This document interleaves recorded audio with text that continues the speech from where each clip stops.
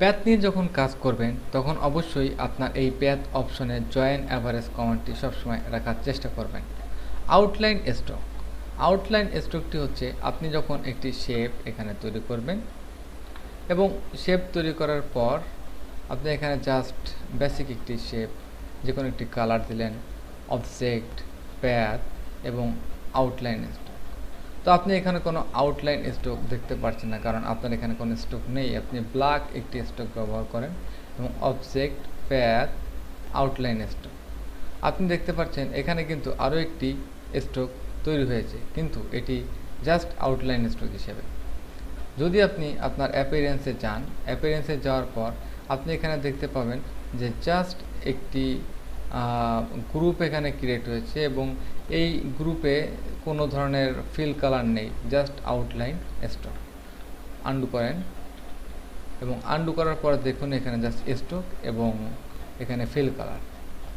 তো এখানে জাস্ট আমি আরেকটি বার একটি স্ট্রোক কালার দিয়ে object, path, offset path, preview. আমরা এবার দেখতে পাচ্ছি সেম অফসেট প্যাড যে অপশনটি রয়েছে, আমরা এখান থেকে অফসেট যেটি আমরা মেনু থেকে করছি, বেভেল, রাউন্ডেড, এবং আমি এখান থেকে অফসেট বাড়াতে পারি যেটি আমার বক্স থেকে বাইরের দিকে আমার এই অফসেট প্যাডটি বাড়িয়ে নেবে, এবং আমি এটি কমাতে পারি যদি মাইনাসে যায়। তো এখান থেকে জাস্ট আমি প্রিভিউ করতে পারি রিয়েল টাইম এবং রাউন্ডেড, এখানে মিটার, এখানে ভ্যাবেল। তো জাস্ট রাউন্ডেড এবং ওকে প্রেস করলাম।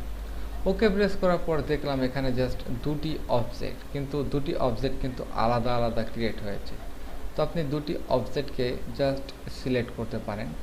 সিলেক্ট করার পর আপনি এটিকে অবজেক্ট, এক্সপ্যান্ড এবং ফিল স্ট্রোক।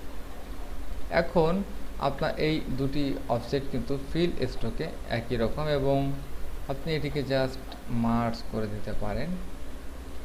তাহলে দেখবেন যে আপনার ভিতরের যে অবজেক্টটি যেটা স্কোয়ার ছিল পরবর্তীতে সেটি রিমুভ হয়ে শুধু আপনার রাউন্ডেডটি থাকবে।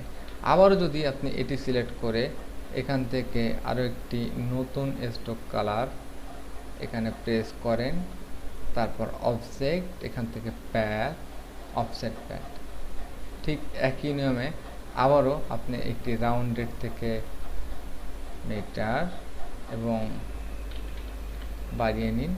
এখন কিন্তু দেখছেন এটি অটোমেটিক রাউন্ডেড, কারণ এটি মিটার হলো আমার এখানে যেহেতু রাউন্ডেড রয়েছে অটোমেটিক রাউন্ডেড তৈরি হচ্ছে। ভ্যাবেল, কোনো পরিবর্তন নেই কারণ অলরেডি আমার এটি রাউন্ডেড এবং ওকে। এভাবে আপনি আপনার অবজেক্ট এবং প্যাথ, আউটলাইন স্ট্রোক এবং অফসেট প্যাথ ব্যবহার করতে পারেন। আমরা পরবর্তীতে সিম্পলিফাই কীভাবে ব্যবহার করতে পারেন সেটি নিয়ে আলোচনা করব। ধন্যবাদ।